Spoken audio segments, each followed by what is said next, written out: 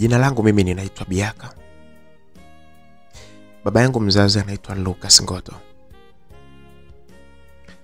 Kwa majina yangu matatu ninaitwa Biaka Lucas Ngoto. Japokuwa mpaka hapa ninapozungumza sijabahatika kumuona baba yangu mzazi kwa macho. Imebaki tu kwamba ni historia kwamba mimi nilikuwahi kuwa na baba na story nyingine nyingi zilizoendelea kuhusiana na baba yangu mzazi, lakini kwa macho yangu mimi sijabahatika kumuona baba yangu mzazi. Mama yangu kipindi yuko form 2, yani kidato cha pili, ndipo kipindi ambapo alipokutana na baba yangu. Walianzisha mahusiano ya kimapenzi wakiwa bado ni wanafunzi, kitu kilichopelekea mimba yangu mimi kutungwa. Hali ile ya mimba yangu mimi kutungwa ilisababisha baba yangu mimi aingie hatarini sana, katika kuogopa kwamba anaweza akaenda kufungwa jela miaka 30.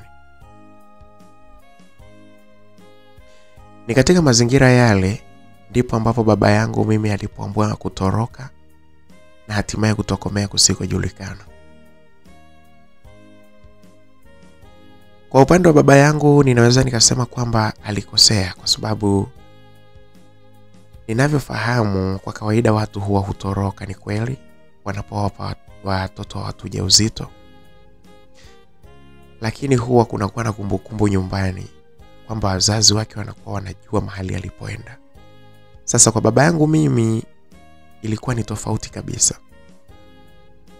Utorokaji wake yeye ulikuwa ni wa tofauti, kwa sababu alitoroka bila kumshirikisha mtu yeyote yule.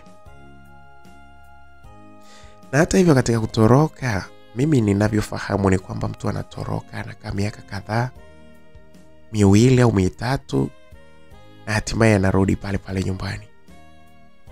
Kwa baba yangu ilikuwa ni tofauti. Kwa lugha nyingine ninaweza nikasema kwamba baba yangu alimtelekeza mama yangu na hatimaye akanitelekeza na mimi moja kwa moja. Hiyo ndio sababu ambayo iliyofanya mimi nisimfahamu baba yangu mpaka siku hii ya leo ninapozungumza na nyinyi. Taarifa zilikuja mbalimbali ambazo mama yangu alinipa mimi. Mara baba yangu alienda akawa mzamiaji nje ya nchi. Mara baba yangu alifariki dunia.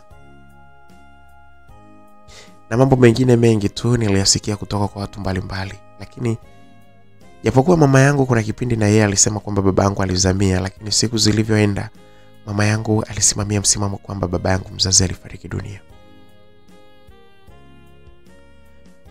Japokuwa ilikuwa inaniuma sana mwanzoni, lakini kadiri siku zilivyoenda niliamua kukubali tu kwamba mimi sina baba. Hata hivyo halikuwa jambo rahisi, lakini vile vile halikuwa jambo gumu sana, kwa sababu sikubahatika kuonana na baba yangu kabisa.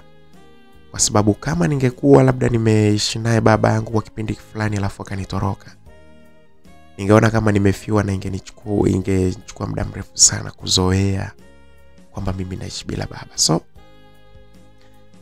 nilikuja nikazoea, nikasema tu kwamba mimi sina baba na maisha yangu yakaendelea. Ninaweza nikakwambia kwamba mimi pia sikulelewa na mama yangu. Mama yangu kwangu mimi alikuwa ni kama mgeni tu wa kupita. Na hii ni kutokana na kwamba mama yangu baada ya kuacha shule katika kipindi cha kwanza hicho, baada ya kunizaa mimi, baadaye alipita katika njia zingine, kwa maana kwamba alirudi tena shuleni kwa kuhama shule ile na kwa kutumia njia nyingine mbadala. Alifanikiwa kuendelea kusoma na kumaliza form 4, jambo lililompelekea yeye kupenda sana kwenda kusomea masuala ya biashara. Kwa mujibu wa mama ni kwamba yeye hakupenda kabisa kuendelea kusoma form 5. Alipenda tu aendelee kusoma, baada ya kumaliza pale form 4 aendelee kusomea cheti na mambo mengine kama yale. Ndivyo ilivyokuwa kwa mama yangu. Jambo hilo lilifanya mama yangu kuwa anakuja nyumbani kwa muda mfupi tu na muda mwingine wote anakuwa hayupo. Ndio maana nikakwambia kwamba mimi nilikuwa nampokea mama yangu kama mgeni tu wa kupita. Kwenye maisha yangu ya utotoni sijawahi kubahatika kukaa na mama yangu kwa kipindi cha muda wa mwezi mzima mfululizo.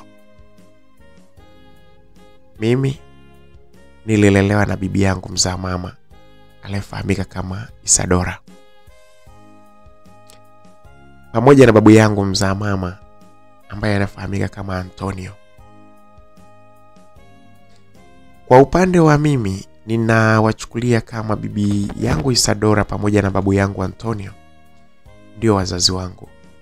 Kwa kweli kama ingetokea kwamba ni mtu gani ambaye hata kama Mungu angesema amchukue alafu roho yangu yume zaidi, hakuwa mama yangu bali ni bibi yangu mzaa mama Isadora au babu yangu huyu Antonio. Kwa sababu since utotoni, yani toka utotoni, hawa ndio ambao walionilea. Najua mapenzi yao kwangu,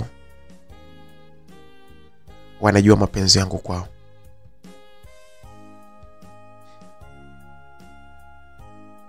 Na mimi nilifanikiwa kufikia kipindi cha kwenda shule. Nikawa na mimi mambo yangu yanaenda vizuri, nikaenda mpaka sekondari. Nikamaliza. Kiukweli mimi nilijaliwa hali nzuri sana katika uso wangu. Tabia, nilibahatika kuwa na tabia nzuri. Lakini niseme kitu ambacho kilichoniponza ni jinsi nilivyobahatika pia kuwa mzuri. Na jinsi ambavyo nimepewa sura nzuri, muonekano mzuri, lakini pia nimepewa shape moja nzuri sana. Mimi ndio mwanamke ambaye hata kipindi tunasoma, kwa kweli wadada wengine walikuwa wananitamani hadi mimi. Sitasahau siku moja ambapo kuna dada mmoja alinialika nyumbani kwao nimtembelee. Huyu alikuwa mkubwa kwangu kidogo. Lakini yule dada, kwa sababu kipindi niko form 1, yeye alikuwa yuko form 3. Alinikaribisha nyumbani kwake alipokuwa anakaa yeye. Upande wa nyumba yake kulikuwa na chumba chake alichokuwa anakaa. Aliniambia kwamba anataka nifundishe sui nini. Lakini msikilizaji, yule dada alionyesha kunipenda. Na sasa sio kunipenda kama mwanamke ya wa kawaida tu. Yeye alinipenda kana kwamba yeye ni wa kiume afu mimi ni wa kike. Kitu kilichompelekea dada yule siku moja kunifanyia vitu ambavyo si vya kiungwana hata kidogo, naweza nikasema. Kwa sababu siku hiyo aliponiita kwake, alinifanyia vitendo kana kwamba yeye ni mwanaume afu mimi ni mwanamke. Alininyonya maziwa yangu, sui nini, ananisifia mimi mzuri. Kiukweli hakufanikiwa kunifanyia moja kwa moja kwa maana ya kunisaga ndio. Lakini vitendo ambavyo alivyokuwa amenifanyia ni kwamba alinifanyia romance kubwa sana. Kuanzia hapo mimi sikutaka tena kwenda nyumbani kwake. Kule katika chumba chake mimi sikutaka kwenda hata siku moja tena. Hiyo nilikuwa nakupa tu mfano wa jinsi ambavyo mimi nilivyokuwa nikiwavutia watu wa aina tofauti tofauti, wakiwa wa baba, wa kaka, mpaka wadada wenzangu walikuwa wakinipenda sana. Kiukweli nimepewa shape ya kuvutia sana, na hips nzuri, nimepewa maziwa mazuri, nimepewa mwili usiokuwa mkubwa sana wala mdogo sana. Nimejichora kwa kweli, nimechorwa nikachoreka kweli kweli.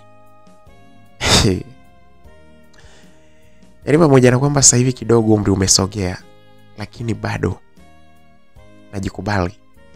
Nikisimama hapo mimi na watoto 2000 bado nimewapiga mbali sana. Hata ukiniletea mtoto mwaka 2010 bado hawezi kusimama kushindana na mimi. Na kama akitaka kushindana na mimi inabidi awe na kazi kweli kweli. Kwa sababu sio kwamba najisifia, no, ni ukweli. Nimeumbwa mweupe fulani hivi. Nimepewa nywele zangu nzuri. So ile hali ndio ambayo ilionifanya mimi sasa kupendwa sana na watu wengi. nilifanikiwa kumaliza form 4 mimi. Mimi sikutiwa ujauzito kama mama yangu alivyofanyiwa. Wengi walikuwa wananiambiaga kwamba mimi eti na mimi nitapewa mimba kama mama yangu, kwa sababu hata mama yangu alikuwa mzuri sana. Ndio maana akaingia kwenye 18 za wanaume akapewa ujauzito. Maneno yao hayo ndio ambayo kwa kweli yalinipa hamasa sana mimi ya kujizuia, ili niweze kumaliza form 4 nisije nikawa kama mama yangu na watu nikawasababisha watu kupata la jambo la kuongea. Msikilizaji, nilipomaliza form 4 na wakati huo mimi nikitarajia kwenda form 5 kidato cha 5. Ni kipindi ambapo mimi nilikuwa katika mawazo mbalimbali. Nilikuwa nikitamani kwamba mimi niende tu nisome chuo. Lakini wakati huo nikiwaza kwenda kusoma form 5. Niliwaza sana. Kabla sijapata jibu halisi, siku moja mamangu alikuja pale nyumbani. Mama yangu mimi mzazi. Msikilizaji, siyakwambia jina la mamangu. Mamangu anaitwa Kamila. Kamila ndio jina lake halisi, ndio jina linalofahamika kila kona, japokuwa katika biashara zake anatumia jina jingine, lakini la kwake la usajili na kila kitu yeye anaitwa Kamila. Mamangu Kamila alikuja pale nyumbani na alionyesha kufurahi sana kunikuta kwamba mimi nimefaulu vizuri na matokeo yangu yako vizuri. Jambo lililompelekea kwamba mama yangu atamani sana kwamba siku moja aje kuishi na mimi. Hata hivyo mama yangu aliwaza sana mara mbili, kwa sababu mama yangu kipindi hiki tayari alikuwa ameshapata bwana ambaye aliyemuoa. Baba yangu huyu ambaye aliyekuwa amemuoa mama yangu alikuwa akiitwa Miguel. Walikuwa wakiishi jijini Mwanza mjini pale, ndipo mahali alipokuwa anaishi. Sasa kwa nini mama yangu alianza kupata wazo sana, kufikiri sana jinsi ya kuishi na mimi? Mama yangu, kwa historia fupi tu, alipokutana na baba yangu huyo wa kufikia Miguel, alimueleza kwamba yeye hana mtoto. Ilikuwa ni kazi ngumu sana kumbadilisha amueleze kwamba ana mtoto ili aweze kuishi na mimi. Mama aliwaza kama yeye akitaka kuishi na mimi na akanipeleka niishi nao, mimi yeye atamueleza nini baba huyu? Atamueleza jambo gani kwamba mimi ni nani wake? Kila alipowaza kunikataa ili aseme labda mimi ni mtoto wa dada yake au nani, aliona si sawa. Nafsi ilikuwa ikimsuta. Na hivyo aliona tu kabisa hapa kuna haja kubwa ya kufunguka ukweli. Aliwaza kwamba inabidi amueleze babangu wa kufikia Miguel ukweli kabisa kwamba yeye ana mtoto. Unajua msikilizaji, mama yangu alifanikiwa kudanganya kwa sababu alinipata mimi akiwa mdogo sana. Just imagine, form 2. Ni mtu wa miaka 10 ngapi? Yaani hapo unaweza kukuta ni mtu wa miaka kama 15 hivi, just imagine.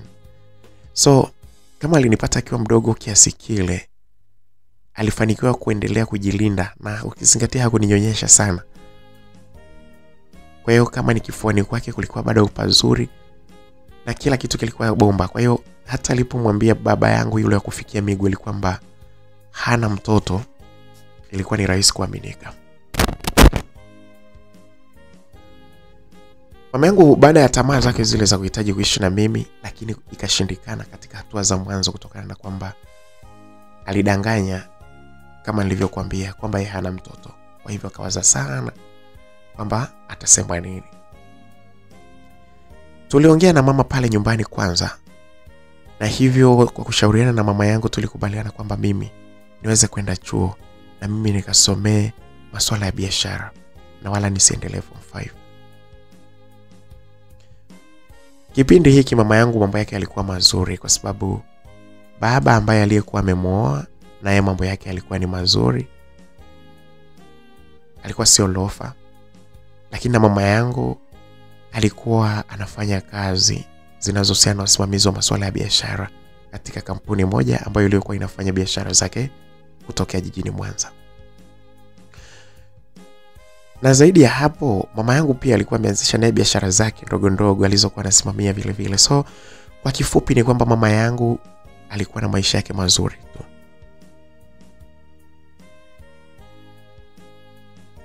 Kwa sababu tulishapitisha kwamba mimi niende chuo, mama yangu alisema kwamba masuala ya chuo yote atasimamia, na hivyo hata mwachia babu yangu pamoja na bibi yangu waendelee kunitesekea, kwa sababu kwa wakati ule alikuwa naye yuko vizuri. Aliwaambia babu na bibi kwamba naye anahitaji sasa anilee sehemu iliyobakia, kwa sababu tu yeye hicho kipindi kingine chote hakubahatika kunilea. Sitasahau siku hiyo babu yangu Antonio alivyokuwa akiongea na mama. Akawa anamwambia, nisikilize binti yangu, wewe utafanya yote, lakini jambo moja tu, usije ukamuondoa Biaka hapa nyumbani. Biaka usimuondoe hapa nyumbani kabisa kabisa. Wewe kama una ratiba za kumlea, kutoa pesa hizo toa tu, tutazila hapa nyumbani, lakini kitu kikubwa, usije ukathubutu kumuondoa hapa nyumbani. Hapo ndipo tutakapogombana. Nimeshamzoea mke wangu huyu. Babu alikuwa amezoea kunitania, kuniita kwamba mimi ni mke wake. Sasa mama alivyosikia vile, na kwa jinsi ambavyo alivyokuwa anajua kwamba wazazi wake walikuwa wananipenda sana mimi, pia aliona ni kutakuwa na ugumu wa yeye kuniondoa pale nyumbani. Aliniita pembeni baada ya maongezi yake pamoja yeye na baba yake. Kwa hiyo akawa ameniita, akaanza ananiambia sasa, anajaribu kunirubuni pale. Sikiza nikwambie Biaka, unajua mimi nataka nifanye utaratibu ukaishi na mimi, ili kusudi niweze kukusimamia vizuri kuliko ukiwa huko na bibi yako na babu yako. Nataka nikuchukue tukakae wote, lakini sio sasa hivi. Na hata chuo nitakutafutia usome kule kule. Kuna chuo kinafanya vizuri. Kwa hiyo utatoka huko kijijini nikupeleke kule ukasome kule. Najua baba yangu ndio hivyo anakataa, na najua hata mama hawezi kukubali, lakini wewe inabidi unisaidie katika kuwashawishi. Afu waambie kabisa kwamba utakuja kwao mara kwa mara, kila likizo utakuja kwao, ili waweze kukubali, maana nje ya hapo itakuwa kazi. Sawa? Sawa mama. Nilimuitikia mama yangu kwa sababu hata mimi nilikuwa na hamu ya kuishi na mama yangu. Na hata hivyo nilikuwa nimeshachoka kukaa kule kijijini. Nilikuwa natamani sana sasa na mimi nipate fursa ya kwenda kwenye jiji la Mwanza ili nika-enjoy life. Sio kwamba sikuwahi kwenda Mwanza hapo kabla. Nilishakwenda, lakini sasa nilikuwa nimechoka kukaa kijijini. Nilikuwa nataka nikae kabisa, kwa sababu mimi sijawahi kukaa Mwanza. Nilikuwa kama mpitaji tu. Sasa kwa sababu nilimkubalia mama yangu sasa alifanya mikakati ya kwamba lazima akaangalia namna ya kuongea na baba yangu akufikia Miguel ili waweze kukubaliana vizuri, na hatimaye mimi niweze kwenda nyumbani kule kuishi nao. Mama yangu aliwaza ugumu uliopo kutokana na uongo aliokuwa ameudanganya hapo kabla kuhusiana na kwamba yeye hana mtoto. Lakini ni kama maji alikuwa tayari yamemfika shingoni. Anahitaji kuishi na mimi, na haiwezekani kuishi na mimi bila baba yangu akufikia Miguel kufahamu. Mama alirudi jijini Mwanza na alikubali kuongea na mumewe.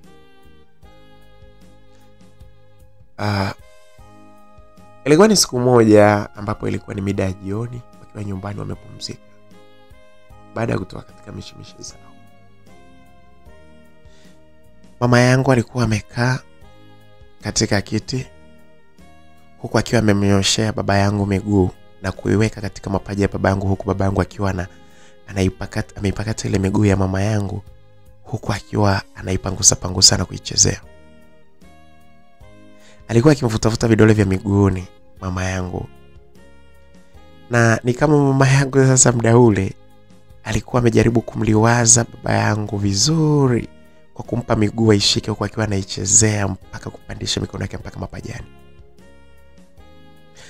Kwa kifupi, kutokana na kumshika kule baba yangu kumshika mama, na hasa ukizingatia kwamba penzi lao lilikuwa ndo kwanza liko ndani ya miaka 3 tu, hawajamaliza muda mrefu sana. Baba yangu alikuwa ana upendo sana yule kwa mama yangu. Kitu kilichokuwa kinampelekea kila anapokuwa anagusana na mama yangu kuzidisha upendo maradufu na mwili wake kupata msisimko uliozidi. Mama alipokuta kwamba baba yangu sasa pale ameenjoy sana kuchezea miguu yake, huku akiangalia jinsi miguu ya mama yangu ilivyokuwa imenona, akimwangalia mama yangu jinsi ambavyo anavyorembua huku akimpigisha story mbalimbali, baba yangu alikuwa amefikia kipindi ambapo alikuwa amesisimka huku akiwa analitaka tunda kutoka kwa mama yangu. Katika wakati ule ndipo wakati ambapo mama yangu naye alipotaka kudokeza jambo lake. Mpenzi wangu,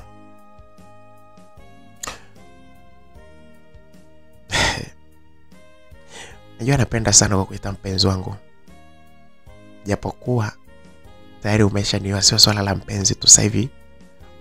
Wewe ni mume wangu halali. Sio vibaya unaponiita hivyo. Mimi nafikiri jina mpenzi ndo jina ambalo linadumu siku zote za watu ambao wanaopendana. Ninafurahi sana unavyozidi kuniita mpenzi, kwa sababu ninaona kabisa kwamba unaonyesha kuchipuka kila siku kwa penzi letu. Kwa ndoa za siku hizi, watu ambao wamemaliza miaka 3 ungeweza kukuta tayari wameshagombana, wengine hata kuachana kabisa. Lakini kwa jinsi unavyopenda kuniita mpenzi na mambo ambayo unanifanyia, Camilo, unanifanya kila siku nijisikie raha katika moyo wangu na kunifanya nizidi kukupenda. Kiukweli Camilo, sijakosea kukupata.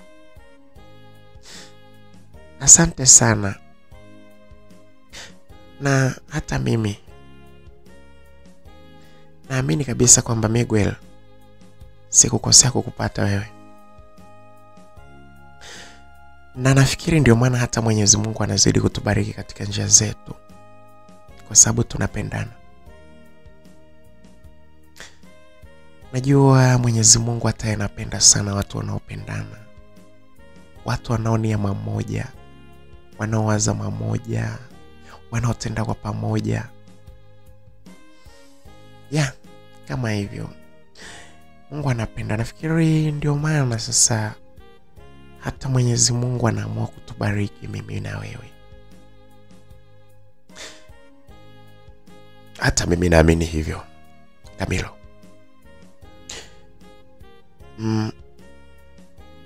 Kuna kitu nataka kuniambia. Naomba uendelee, usije ukakisahau.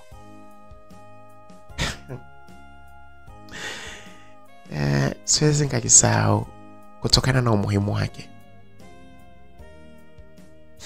Na unajua siwezi nikakisahau kwa sababu toka unipe huu ujauzito wangu, ukweli naona kama upendo wangu unazidi kwako maradufu.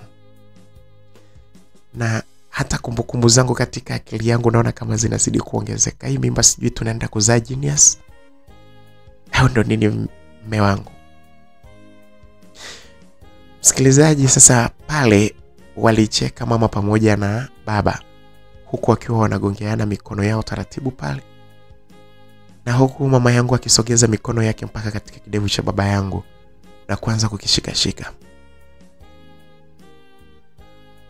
Sauti za mahaba ndizo ambazo zilizokuwa zinasikika katika sehemu ile ambapo walipokuwa wamepumzika nje ya nyumba ambayo walikuwa wanaishi baba yangu pamoja na mama yangu.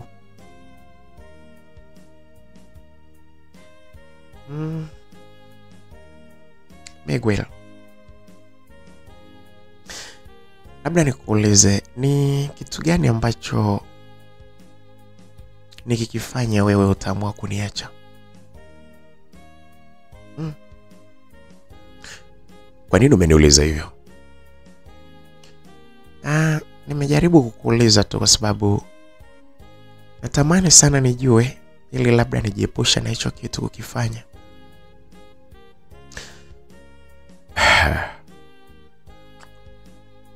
Mimi nafikiri matendo yote machafu tu, si matendo mema ya kutenda, kwa sababu inawezekana ukatenda jambo baya nisikuacha lakini tukagombana. Kitu ambacho sitamani hata siku moja kiwe ndio sehemu ya maisha yetu ya mapenzi, ugomvi. Masuala ya mimi na wewe kugombana ni masuala ambayo yatapelekea penzi letu sehemu mbaya sana. Kwa hivyo nje ya kwamba kuachana, kwa sababu kuachana mimi na wewe ni jambo ambalo ni gumu, kwa kutokana jinsi ambavyo penzi letu linavyozidi kuchanua. Lakini kwa sababu umezungumza habari ya matendo mabaya ambayo ukiyafanya mimi naweza nikakuacha, labda naweza nikakwambia kwamba hakuna jambo ambalo linaweza likanifanya mimi nikakuacha, lakini kuna mambo ambayo yanaweza yakanifanya mimi na wewe tukagombana na tusiishi kwa amani na upendo kama jinsi ambavyo tunavyoishi sasa hivi. Jambo gani? Kwa mfano jambo gani linaweza likanifanya mimi na wewe tukagombana?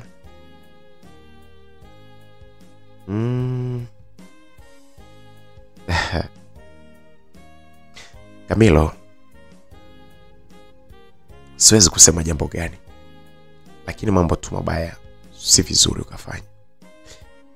Vipi kama nikitokea nikikuudhi makubwa sana utanipiga? Sitegemei kukupiga bwana, lakini nafikiri tutamani kutokukasirishana siku zote za maisha yetu.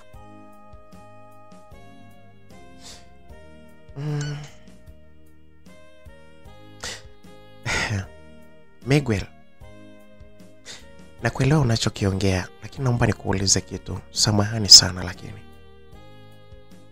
Bila samahani, naomba uniulize. Samahani, hivi ikitokea kwa mfano nikakutambulisha mtu aliyewahi kuwa mpenzi wangu, utanichukia na kunipiga?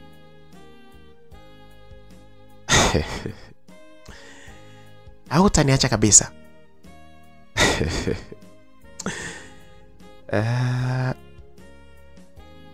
Hebu nisikilize mpenzi wangu. Ikiwa utanitambulisha mtu ambaye alikuwa ni mpenzi wako kabla ya wewe kukutana na mimi sitachukia, lakini nitafurahi tu kwamba alinitunzia na hatimaye nimekuja kukuta mwanamke mzuri na mwanamke bora sana katika maisha yangu. Moja ya mambo ambayo mimi ninatamani kuyaona ni kuona mtu ambaye aliyewahi kuwa na wewe, na nitakuuliza zaidi kwamba kwa nini mliachana. Yaani wewe bwana, wewe Miguel, usiniambie hivyo. Mimi najua, unajua wanaume wengine wanachukia sana hata wakijua kwamba mtu fulani aliwahi kutoka na mpenzi wake alikuwa hapendi. Nimekuuliza wewe hivyo kwa makusudi. Una kusudi gani la kuniuliza? Nimekuuliza tu kuhusiana na mpenzi. Na vipi je, kama ikitokea mimi ukagundua kwamba nilikudanganya kitu, utaniacha? Itategemea ni jambo gani hilo ambalo lilonidanganya. Msikilizaji, sasa pale baba yangu yule wa kufikia Miguel alipoongea vile, ilimfanya mama yangu aanze kusita kuongea jambo ambalo lilikuwa anataka kuongea. Kwa sababu aliwaza ikiwa ataongea jambo ambalo linaweza likamuudhi mumewe, basi anaweza akayatibua mapenzi yao ambayo yalikuwa yamenawiri vizuri sana. Alijaribu kukwepesha kidogo kwa kuuliza maswali mengine muhimu kabla ya kuendelea kuongea. Jamani, kwa hiyo kumbe ukigundua kwamba kuna jambo niliwahi kukukosea, kwa mfano nimekuibia pesa, ndio unanifukuza kabisa? Hapana, kwanza mimi nikwambie kitu. Futa kabisa swala linalohusiana na mimi na wewe kukuacha. Makosa yote ambayo uliokwisha kuyatenda hayana uwezo wa kunifanya mimi nikuache. Sijui kuhusu makosa ya mbeleni, kwa sababu unaweza ukatenda kosa la kusema umeniacha, sasa mimi hapo itafanyaje? Itabidi tu nikubali, lakini ninapozungumza habari ya makosa uliyoyatenda, mimi ninaamini kabisa hakuna kosa lolote ulilokwisha kulitenda mimi nikawa sijui ambalo linaweza likanifanya mimi nikuache wewe, kwa sababu kama hilo kosa ulishalitenda na bado tumeishi pamoja na mambo yanaenda vizuri, huoni kabisa kwamba hilo kosa halina maana yoyote katika mapenzi yetu? Asante baby kwa kuniambia hivyo. Sawa, mimi usiwaze sana, lakini kwa nini umeniuliza hivyo? Najua wewe unapenda sana tunapokuwa kwenye meditation kunipa story kama hizo. Unapenda kunipa mambo ya surprise sana. Hebu niambie leo una surprise gani ambayo unataka kuniambia mpenzi wangu? Naomba nitangulize kwanza samahani. Naomba nitangulize samahani tena kwa ukubwa. Naomba unisamehe sana sana sana mume wangu. Bila samahani, mimi nimekusamehe basi kabla hata wewe kuongea, kwa sababu nakupenda sana mpenzi wangu. Na natumaini sana Mungu aweze kukusaidia wewe uweze kupata mtoto ili tuitane vizuri, baba fulani mama fulani. Nitafurahi sana na jinsi ulivyoombwa na hivi dimpo vyako jamani. Cheki vimashavu vyako hivi. Baba yangu yule wa kufikia migweli alishika mashavu ya mama yangu huku akiachezea, na hakupoteza muda. Aliinama moja kwa moja na kusogea karibu na mdomo wa mama yangu, kitu kilichofanya baba yangu kwa chabusu mmoja murua sana katika mdomo wa mama yangu. Wai. Mama yangu alipata burudani sana, na hasa ukizingatia na mimba yake ambayo aliyokuwa nayo. Alifurahi sana kwa kupewa busu zuri sana kutoka kwa baba yangu wa kufikia. Unajua ni hali ya kawaida sana kwa wanaume wengi kupunguza mapenzi, kwa maana ya romance zile, kwa karibu na wake zao kipindi wanapokuwa wajawazito. Wengi wanapenda kuwahudumia tu kama hivi vyakula nini kwa pesa, lakini ule ukaribu wa kuwapa hata tendo, mapenzi yale yenyewe moto moto, wengi wanaondoka mbali na wanaachaga. Wanaume wengi ndo walivyo. Lakini kwa upande wa baba yangu yule ilikuwa tofauti. Alionyesha ile love, kitu kilichomfanya hata mama yangu kuzidi kufurahi sana. Mama yangu kwa kweli alifurahishwa na busu lile, na huku akimrudishia baba yangu busu la mdomoni, huku akiendelea sasa na maongezi yao. Mama yangu pale sasa alianza kuongea na baba kwa namna ya utulivu sana, huku akihakikisha kwamba baba yangu yuko katika hali ya kurelax kabisa.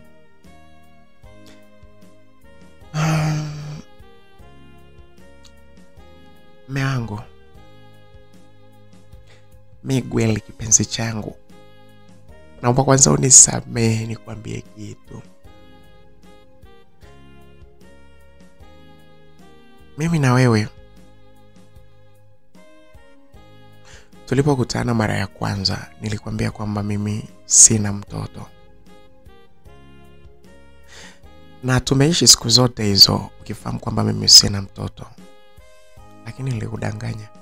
Mimi nina mtoto. Wewe unachongea unakisikia? Ndio maana nimetanguliza samahani. Najua ni jambo ambalo litakuumiza, lakini nimejaribu kuficha, lakini naona kama simtendei haki mtoto wangu. Nimeona ni bora tu nikwambie ukweli kwamba mimi nina mtoto. Huyo mtoto ulimpata lini? Na wewe bado ni mtu ambaye yaani ulimpata lini? Najua mimi nilijaribu kubadilisha historia yangu nilivyokuwa nakwambia. Mimi nilisoma hadi form 2. Na nikiwa form 2 nikapata ujauzito, nikapata mtoto.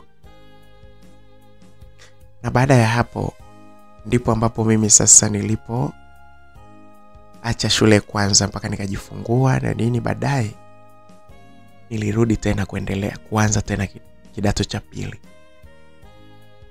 Katika mazingira hayo ndio mazingira ambayo yaliyofanya mimi niwe na uwezo mzuri wa kukuficha kuhusiana na mtoto wangu, kwa sababu nilimpata nikiwa mdogo sana. Kwa hivyo hata wewe uliponiona ukaniona bado mimi mdogo, ukaamini kabisa kwamba mimi bado sijapata mtoto, lakini mimi nilipata mtoto mapema sana nikiwa form 2.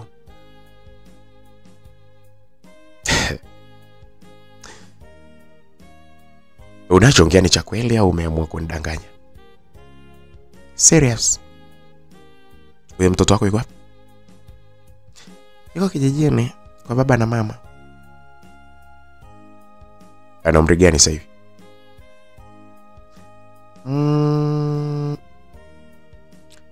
Kwa sasa hivi ana miaka 23. Ya, mwaka huu anaingiza miaka 23.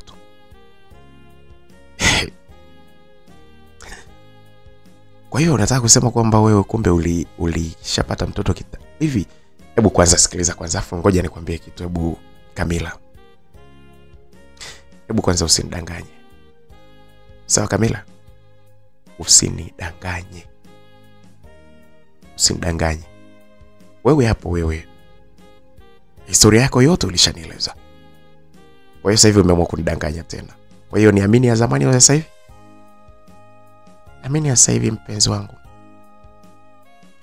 Miaka 23 iliyopita.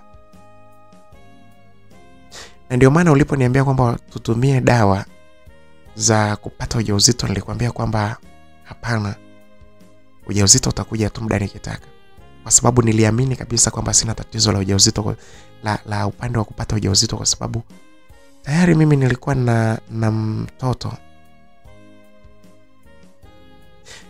Ndio maana nimeamini mpaka sasa hivi kwamba mimi niko vizuri, na umeona muda ulipofika nilipohitaji nimepata mimba, ndio kama hivi. Labda mwenzangu, na wewe kama kuna namna ulinidanganya, kama na wewe labda una mtoto zaidi ya uliyenieleza. Hapana. Mimi katika kuzaliwa kwangu nilizaliwa katika mazingira magumu sana.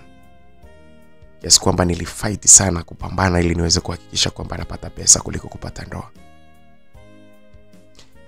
Mtoto wangu huyo mmoja nilimpata tu kwa bahati mbaya, naweza nikasema, na ndio maana yeye ni mkubwa kabisa sasa hivi. Mtoto wangu mwingine ndio huyo nayetegemea kutoka kwako. Kila mwanamke ambaye niliyejaribu kutoka naye katika kimapenzi nilimkataza sana kwamba sitaji anipatie mtoto. Sasa mimi sina kitu kipya, lakini nataka unihakikishie kwamba unajua tumekuwa watu wazima sana sasa hivi.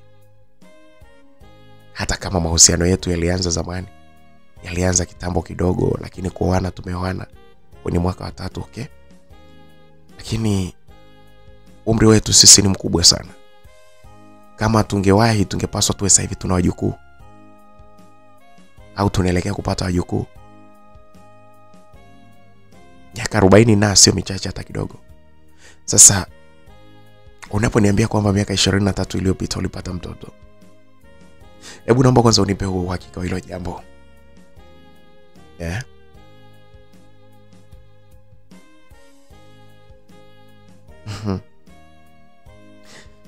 Hilo jambo ni halisia. Yuko form ngapi? Hapo ndo ambapo utakapokuja kunishangaa sana. Hebu niambie ukweli. Yuko form ngapi? Safari bwana. Hana hiyo miaka 23 nilokuambia. Unaona sasa unavyoanza kunidanganya. Kwanza mtoto unaye au huna? Hebu niambie kwanza. Unajua bwana wewe Kamila, wewe muongo sana, unapenda utani.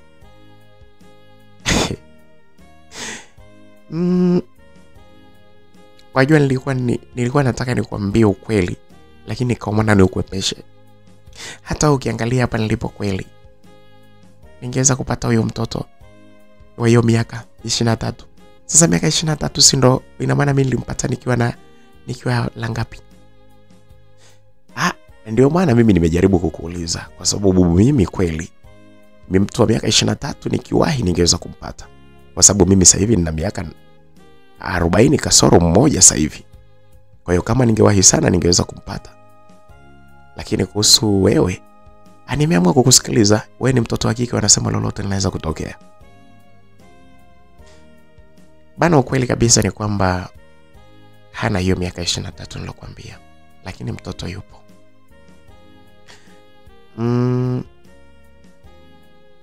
Lakini miaka yake sasa hivi ana miaka 18.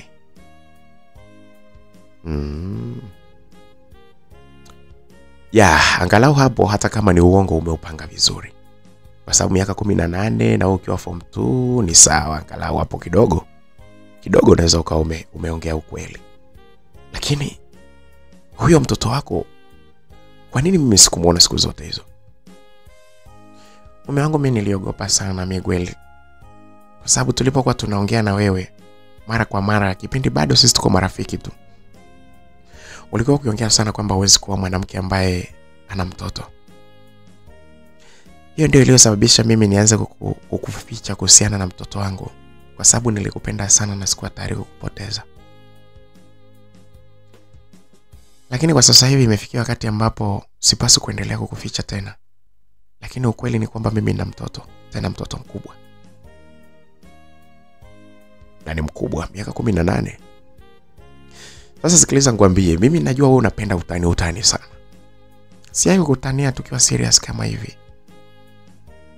Nimekuambia hivi kwa sababu natamani sana sasa hivi tuishi pamoja na binti yetu huyo. Ninatamani sana na mimi nipate kumlea katika kipindi hicho kilichobakia, japokuwa namlea akiwa mtu mzima. Unamaanisha kwamba unataka uweze kumleta hapa nyumbani au? Ukiniruhusu nitafanya hivyo. Kwa hiyo ulitegemea kwamba mimi nitakukataza? Kutokana na kauli zako ambazo ulizokuwa unaongea za kwamba wewe huwezi kuwa mwanamke ambaye ana mtoto, ninaamini unaweza ukanikataza, lakini nakuomba tu. Ndio maana nilitanguliza samahani hata kabla ya kuongea. Ninaomba tu nisamehe na uruhusu mtoto wangu aje tukae naye hapa. Umesema yuko kwa baba yako na mama yako. Kwa nini siku tulipoenda kule hatukumuona?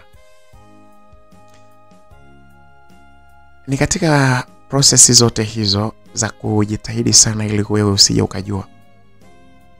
Kwa hivyo kila wakati ambapo tulipokuwa tunaenda kule, mara zote 3 tulizoenda, nilihakikisha kwamba nilikuwa namtafutia safari ya kwenda kwa dada yangu ambaye yuko Shinyanga. Na ndio maana ulikuwa unaona nikikwambia kwamba mimi ninapaswa niende Shinyanga angalau siku moja, alafu nitarudi pale nyumbani, kwa sababu nilikuwa napenda niende kukutana na mwanangu kule. Lakini ukweli kabisa ni kwamba nilikuwa najaribu kumtorosha ili mradi usio kumuona, kwa sababu jinsi anavyofanana na mimi, kiukweli hata ningekuambia kwamba sio mtoto wangu usingekubali.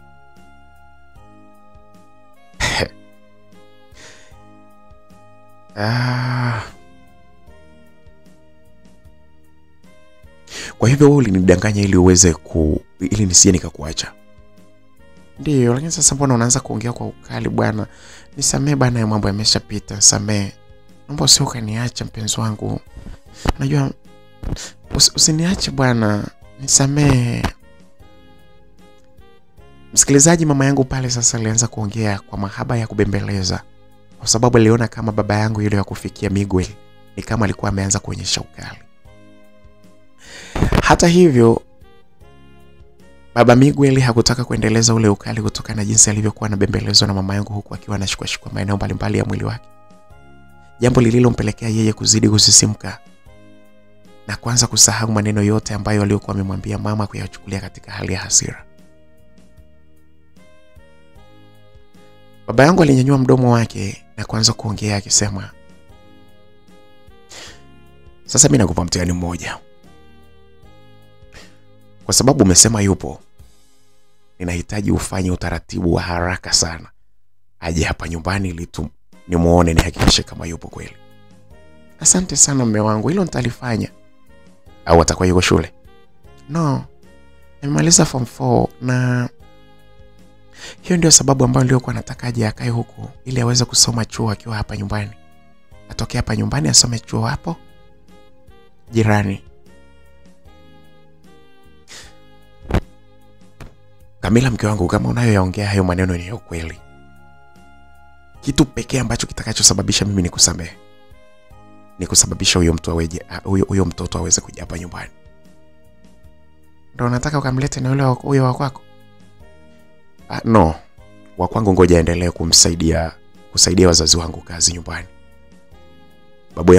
Baba yangu mimi pale umri kidogo umeenda, alafu hakuna mtu wa kukaa naye. Kwa hiyo Gerard anapokuwa pale nyumbani anazidi kutoa kampani sana kwa baba yangu. Masuala ya mifugo na mambo mengine kama ile siwezi kumtoa kule. Na ungemleta tu wote wakae hapa nyumbani? No. Hata wazazi wataniachia laana nikijaribu kumuondoa Gerard pale nyumbani. Sio mama, sio baba, kila mtu atanilani. Kwa hivyo siwezi kumleta huko. Kitu kikubwa tu cha msingi, nahitaji umlete huyo wako tumuone. Mimi nimeshakusamehe kwa sababu nimeona nia yako ilikuwa ni nzuri. Ulionyesha ni jinsi gani unanipenda, ukaamua kunidanganya ili mradi tu niweze nisije nikakuacha wewe. Nimekusamehe, lakini kwa sharti moja, nahitaji nimuone hapa nyumbani. Nakushukuru sana mume wangu. Mimi japokuwa sasa siwezi kukuambia kesho, kwa sababu hata mimi kule nyumbani wazazi hawataki kabisa mwanangu Biaka aweze kuondoka pale nyumbani. Wanatamani tu aendelee kukaa nao muda wote. Babangu mwenyewe juzi ameongea hapo, aniambia ati naweza nikafanya kitu chochote kile pale nyumbani kumsaidia Biaka, lakini sio kumuhamisha pale nyumbani.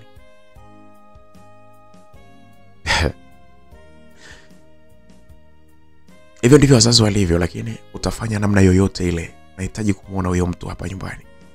Huyo mtu ambaye amezaliwa na wewe. Wewe unasema mtu, kwani mwanao ni kitu gani? Si mtu. Hapana, unapotumia maneno hayo sio vizuri. Kumbuka yule ni mwanao sasa hivi.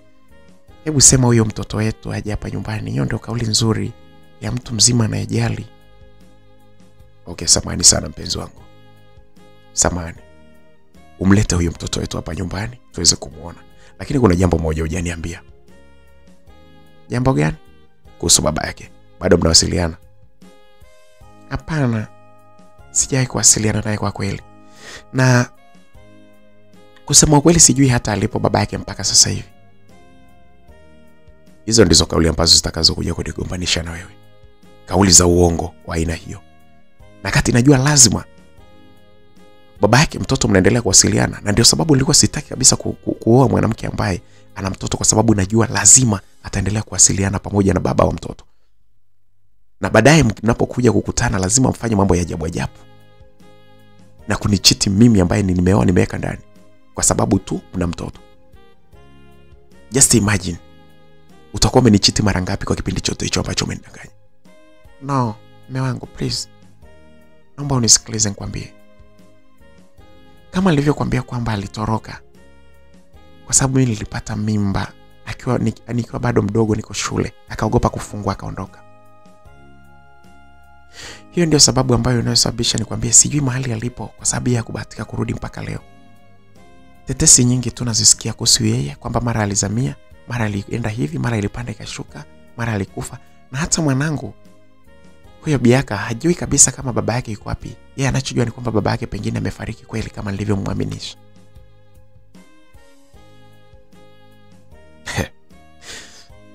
Okay. Lakini tambua tu kwamba hii dunia haina siri. Kila jambo litakuwa wazi kadiri siku zinavyoenda. Kila siri ambayo uliyoificha itakuja kufunuka. Sasa angalia sana. Please. Baba Kijacho, naomba basi upunguze ukali. Najua kweli nimekuudhi, lakini naomba upunguze ukali basi. Mimi unanitisha unapoongea hivyo. Hali ya kubembeleza mama yangu ilimfanya baba yule azidi kunywea. Ilimzidi apunguza ile munkari na hasira, na kuanza kuamua kumsikiliza mama yangu. Naomba uniamini, sijawahi, na unaweza ukatumia mbinu zako zote kuuliza kuanzia nyumbani, kwa wazazi wangu na mahali popote pale, ili mradi tu uweze kujua kabisa kwamba mimi sina mawasiliano na baba yake Biaka mpaka hii leo hii.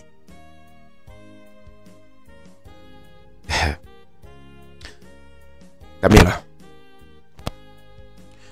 vyovyote itakavyokuwa, mimi sitakuwa mtu wa kwanza kutenda matendo ya ajabu katika mapenzi. Nitayapokea kwa jinsi ambavyo itakavyokuwa. Lakini tambua tu kwamba nikigundua kwamba wewe una mahusiano bado na baba wa mtoto wako kama unavyodai kwamba una mtoto, nikigundua kwamba una mahusiano bado wewe na baba wa mtoto, nitachukua maamuzi magumu sana bila kujali kitu chochote kile. Na mimi niko tayari. Ukigundua na kuambia kwamba uniache, unifukuze kama mbwa. Unifukuze kama mbwa na chupi zangu unitupie nje kabisa. Ukigundua kwamba mimi kweli na mahusiano na huyo baba wa mtoto mpaka leo. Ninachokuomba tu ni kwamba niwie radhi kwa jinsi nilivyokudanganya. Na nikushukuru pia kwa sababu umeniruhusu kumleta mwanangu hapa nyumbani. Nitaongea na wazazi, nitajitumia ushawishi wangu wote ili mradi niweze tu kwenda na kumchukua mwanangu aje huku tukae wote. Msikilizaji, hapo ndipo ambapo tatizo lilipoanzia. Baada ya baba yangu kufikia na mama yangu kukubaliana kwamba mimi nitoke kwa bibi na babu na hatimaye nije niishi nao pale. Kweli mimi binafsi nilianza kutumia ushawishi wangu kwa babu pamoja na bibi ili kuwashawishi ili mimi niweze kwenda mjini. Sio kwa sababu nilikuwa nawachukia, no. Mimi nilikuwa nawapenda sana bibi yangu na babu yangu. Lakini nilikuwa na hamu sana ya kwenda kuishi katika jiji la Mwanza. Sababu kwa kweli niliona ni nzuri sana, lakini nikawa napita tu na kaa kidogo naondoka. So kama hivyo nilitamani tu kwamba lazima niweze kukaa katika jiji la Mwanza. Niliwashawishi na kwa sababu walikuwa hawapendi kuona mimi nikiwa nalia na teseka na vile na vile, na mimi nilivyokuwa nawabembeleza nilikuwa hadi najiuliza. Ilibidi wakubali wakisema kwamba basi bwana, tushajua wewe utupendi, basi naenda sio mamako kakurubuni na nini. Nikamwambia no, mimi nawapenda sana na nitakuwa nakuja huko kila likizo, na kuja huko bibi yangu na babu yangu niwaambie. Siwezi kwenda mbali na nyinyi. I love you so much. Nawapenda ni mpaka sio poa, lakini ngoja nikasomee kule. Nikakae na mimi na mama yangu kidogo. Wazazi wangu walikubali. Na hivyo hata mama yangu alivyokuja pale nyumbani kuwashawishi, walijua kabisa kwamba tayari alikuwa ameshanishawishi mimi. Na hivyo walimueleza tu kweli mama yangu kwamba tunajua ulichofanya kwa Biaka, mpaka Biaka amekubali kuondoka na wewe. Tunakuruhusu ondoke kwa sababu hata hivyo ni mwanao. Ondoka, nenda naye.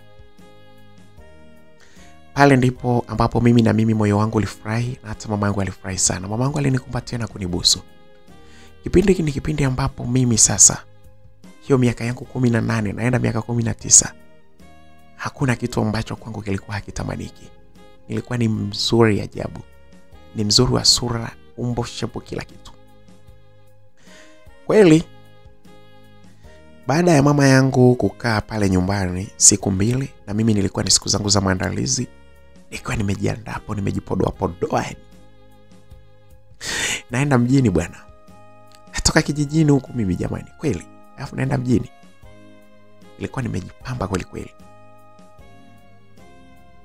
Sasa wakati nimejiandaa sasa, siku hiyo ndo tunapaswa tuondoke, mimi pamoja na mama. Mama yangu akaanza, wewe Biaka, hebu sikiliza. Ndio umependa kupendeza kiasi gani huko? Na nguo gani hizo umevaa? Yaani umependeza, umewaka mpaka mtoto unaniogopesha. Wewe, tunapoenda huko ni mjini. Usio kaanza kuiba wanaume za watu huko wewe. Au ni kuache huko?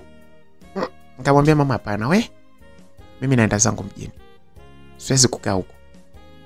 Lazima niende nikasome huko. umekuwa mzuri, umependeza. Haya, twende. Waume za watu huko mjini watakiona cha moto. Uache tabia mbaya, lakini kama una tabia mbaya tutagombana. Hapana mama, mimi sina tabia mbaya. Twende bwana, mimi nahamia kupanda gari, twende zetu mjini. Niliongea na mama yangu na tulipata baraka zote kutoka kwa bibi na babu yangu. Tulitoka pale na moja kwa moja tulienda kupanda basi ambalo break yake ya kwanza ilikuwa ni jijini Mwanza. Jinsi ambavyo ulivyokuwa nafurahi kuliona jiji lile.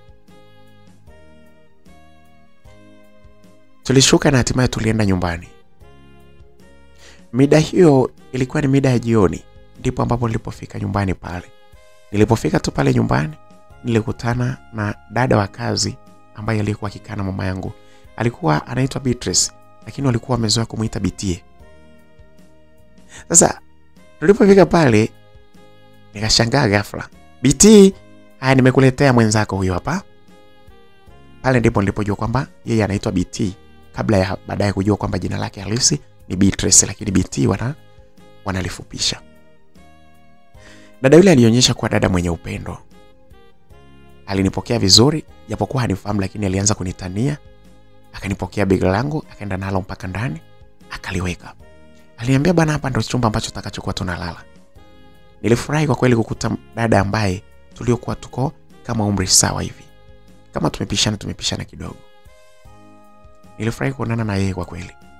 Kwa jinsi alivyonipokea nilijua huyu hawezi akawa na mambo ya ajabu.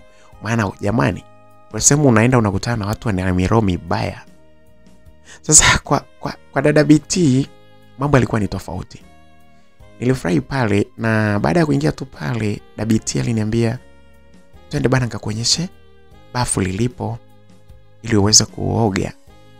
Mama akawa anamwambia, jamani BT, si umwache jamani apumzike hata dakika 10. Unajua tunatoka safarini. Mama, mimi nikajua kwamba shoga yangu aanze kuoga kwanza ili aweze kupumzika akiwa na amani. Hapana bwana, mwache bwana nawe apumzike kidogo jamani. Sitamwacha atatapika hata uko bafuni. Haya bwana, ngoja apumzike kwanza. Tulifika pale sebuleni, tukaa sasa tuko watu watatu. Mimi, mama yangu ambaye alikuwa na ujauzito kipindi hicho, pamoja na Dabiti.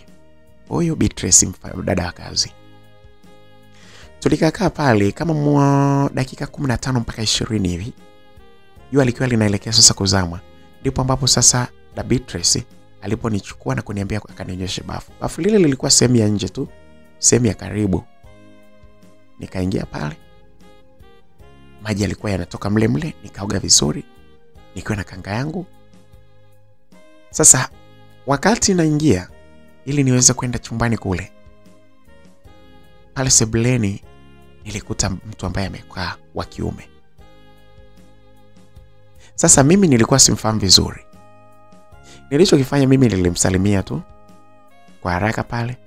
Shikamoo. Marahaba. Aliitikia huku macho yake akiwa amenikodolea macho yake sana. Unajua sasa mimi wakati natoka bafuni nilikuwa nimefunga ile kanga yangu. Ile nguo niliyokuwa nimefunga ilikuwa imeloa. Alafu sasa na mimi jinsi ambavyo nilivyokuwa nimejaliwa, na nilifanya vile nikijua kwamba pale kule ndani yuko mama tu na yule Dabiti. Kwa hiyo nilikuwa si wazi chochote. Nilishangaa na niliona aibu baada ya kumuona yule mbaba wa size ya kati, mkaka baba hivi niliyemuona pale. Nilimsalimia na yeye aliitikia. Macho yake alikuwa ameyakodoa sana kwangu, hasa katika maeneo yangu ya nyuma ambayo yalikuwa yameshikwa na ile kanga huku yakiwa yanacheza. Niliingia mpaka ndani, lakini nilimuona akiwa amenikodolea macho mpaka kwenye korido, mpaka nilipoingia katika chumba kile ambacho nilichokuwa nakaa mimi pamoja na Beatrice. Nilipofungua pale na kuingia, bado nilipotupia jicho nilimuona akiwa amenikazia macho. Niliingia ndani na kuvaa nguo zangu vizuri. Nilipokuwa ninamaliza kuvaa, nilisikia sauti ya mama ikiita, Biaka, Biaka, Rebeka mama. Niliitika na hivyo aliniita ili niifike pale. Nilimfuata pale sebuleni alipokuwa, ndipo nilipomkuta akiwa amekaa huku akiwa amepakatana miguu yeye pamoja na yule baba ambaye niliyekuwa nimempita pale. Ni baba wa size ya kati. Kwangu mimi ni mkubwa sana kwa kweli, kwa sababu kama anaelekea miaka 40 kasoro mmoja. Alafu wakati huo mimi ndo kwanza na miaka 10 ni baba of course. Nilivyokuona tu alivyokuwa amekaa, kwa sababu mimi nilikuwa simfahamu vizuri kwa kweli yule baba. Aliambia kaa hapo. Muda huo nilikuwa nimeshavaa. Nilikuwa nimevaa gauni langu kubwa hivi, lakini pamoja na kuvaa gauni langu lile, kutokana na shape yangu ilivyokuwa, bado shape yangu ilikuwa imechoreka katika gauni langu lile. Nilikaa pale huku da Beatrice akiwa yuko busy kuwa kwenye pilika zake za kupika. Na pale ndipo sasa mama akaanza kunitambulisha. Beatrice, eti Beatrice, unanifanya kuchanganya wewe tena. Unajua nimezoea kumuita Beatrice sana hapa ndani mwanangu. Hamna shida mama, najua umezoea kumuita Beatrice hapa ndani. Najua unamaanisha mimi, Biaka, binti yako. Niambie mamangu. Sawa. Sasa Biaka, huyu hapa ndiye baba yako. Ni baba yako kwa maana kwamba huyo ndiye mume wangu. Kwa hivyo japokuwa wewe hujabahatika kumuona baba yako mzazi, naomba heshima na upendo wote uhamishie kwa baba yako huyu hapa, kwa sababu huyo ndiye mume wangu sasa hivi. Baba Kijacho. Mambo. Mamangu pale alimsalimia baba huku akiwa anampiga kikofi cha mahaba katika shavu lake. Mambo. Poa. Unataka kusemaje? Hebu kaza sura kwanza huko nikutambulishe kwa mtoto. Acha kulegeza sura yako hapa mbele ya mtoto. Mama alikuwa akimueleza baba. Wewe, nimelegeza sura wapi bwana na wewe? Hebu niambie sasa, nielekeze. Kaza mpaka ukaze sura ndo nakwambia. Kaza sura zaidi. La sivyo nakupiga kofi. Kaza sura. Mamangu alimpiga kikofi kingine cha shavu baba. Ikaona jamani hao watu nao mapenzi yao moto kweli. Bwana na wewe, hebu tulia bwana basi na wewe. Kwa ndo unanipiga. Kwa unataka mimi nivae sura gani? Unataka nimwangalie kama nini? Kama Spider-Man au unataka nimwangalie? Vivete vile sitaki ulegeze sura yako hivyo. Kama unaniangalia mimi, geuza macho yako mwangalie mtoto. Alafu kaze sura yako nikwambie. Baba yangu pale sasa alileta utani. Yule baba akakaza sura yake tiafu akanitolea jicho hivi. Akanitolea macho eti kama vile swili. Yaani kama ile hadithi ya nani? Ulisomaga ile hadithi ya mtu aliyekuwa anapuliza upepo, eti upepo na jua. Jinsi alivyokuwa ametoa mishavu yake akipuliza eti ile upepo utoke. Mimi macho yake ile jinsi ilivyokuwa. Macho mikubwa. Eti akanitolea yule baba, akanitolea macho akaniambia, akamwambia mama, "Haya. Nimemtazama sasa." Jamani, alivyomtazama akiwa amefutua mashavu yake, ameumua, amekuwa makubwa na macho yake. Jamani, hamna mtu ambaye aliambiwa asicheke. Tulicheka. Nilicheka mimi mwenyewe nikajua jamani. Hivi hapa vipi?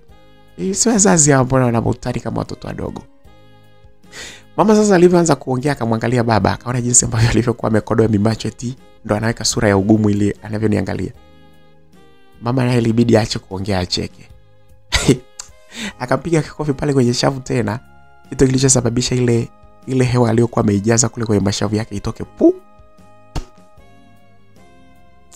Akamwambia, "Wewe babaki, unajua mimi sitaki masiara. Mimi nataka kutambulisha vitu serious. Naomba acha masiara yako." Walicheka kidogo pale. Na hatimaye sasa pale baba akavaa sura yake ya kawaida, ndipo mama akaanza kuongea. Baba Kijacho, huyu hapa ndiye yule mtoto wangu niliyekwambia. Kwa hiyo huyu ni mtoto wetu. Anaitwa Biaka. Biaka Lucas Ngoto. Ndilo jina lake halisi. Lakini nitatamani sana tubadilishe jina lake kwa kulifuatilia sehemu husika. Tubadilishe na vyeti ili aweze kuitwa kwa jina lako. Kwa sababu sasa hivi wewe ndio baba yake. Anaitwa Biaka. Na mimi nakuelekeza kwamba na kuambia kwamba huyu ni mwanangu, kwa hiyo ni mtoto wetu. Tuishi naye kwa heshima, umheshimu kama ambavyo unaheshimu mtoto ambavyo unavyomheshimu mtoto wako Gerald, au kama ambavyo unavyomheshimu mtoto wako ambaye atazaliwa sasa hivi. So kama hivyo, na kwanza sasa anakuja kukaa na sisi hapa nyumbani, amekuja hapa ili tukae naye. Ndo kama hivyo. Najua hapo ulipo unatamani uanze kuropoka kuongea ujinga hapo, uanze kucheka kabla sijamaliza. Na ndo maana nimefupisha. Na kujua wewe. Pale sasa baba na mama wote walicheka. Lakini ndio hivyo, nilikuwa tayari nimeshatambulishwa pale. Baba alianza kuongea, lakini wakati anaongea akawa ananiambia, Biaka binti yangu, karibu sana hapa nyumbani. Na jisikie sana kwamba hapa ni nyumbani, kwa huru, kula, kunywa, kulala, kufanya kitu chochote kile. Jisikie hapa ni nyumbani. Sawa? Sawa baba. Shikamoo, kwa sababu sikukusalimia, nilikusalimia kama mtu nisiyekujua. Ulikuwa sahihi binti yangu, kwa sababu ulikuwa unifahamu kweli. Kwa hivyo marahaba na karibu sana. Msikilizaji, baba yangu alikuwa ananiangalia kwa staili ambayo kweli mimi nilijua, kwa sababu mimi ni mtu mzima, niliona kabisa ananiangalia kwa jicho la kunitamani.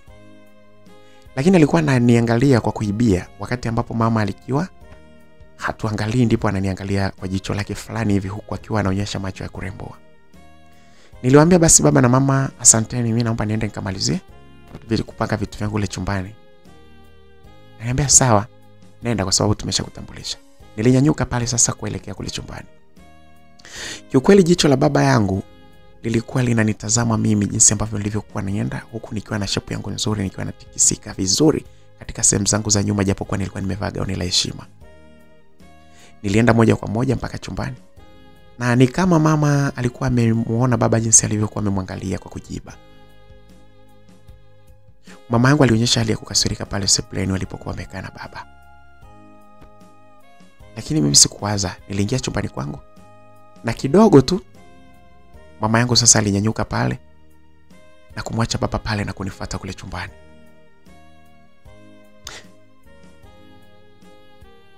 Biaka, abe mama, sikiliza nikwambie. Huyu ni baba yako. Na angalia mavazi ambayo unayovaa unapokuja mahali ambapo yupo.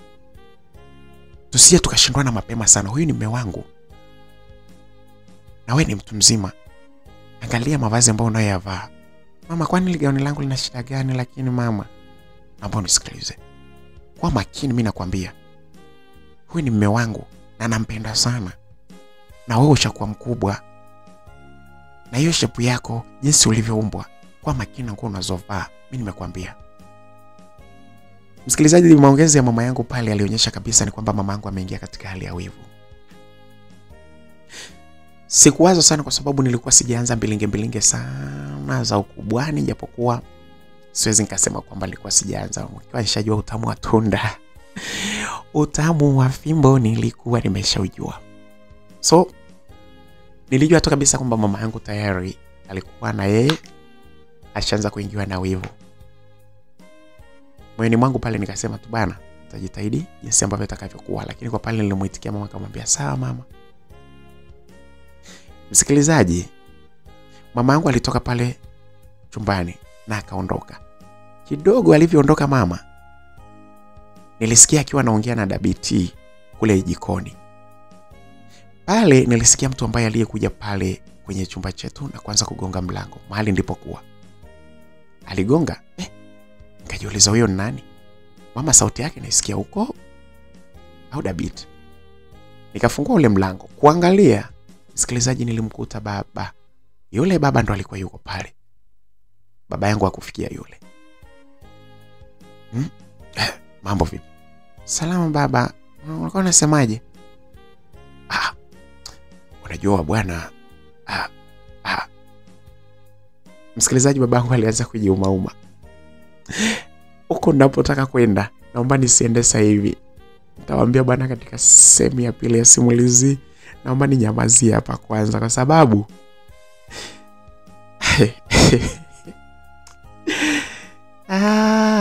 Jamani, Mungu anisamehe sana kwa kweli. Mungu anisamehe tena. Na mimi sikutaka iwe hivyo. Basi msikilizaji, tukutane katika sehemu ya pili. Mimi nitakwambia nini kilichoendelea hapo. Bye bye. Bwana msikilizaji, hiyo ni sehemu ya kwanza kabisa simulizi yetu hii mpya. Kama unavyoona hapo, hiyo ni sehemu ya kwanza. Ina mambo mengi, naomba usikae mbali na mimi. Endelea kubaki na mimi ndani ya Makala Simulizi. Msimuliaji wako ni mimi BHB wa Makala Simulizi.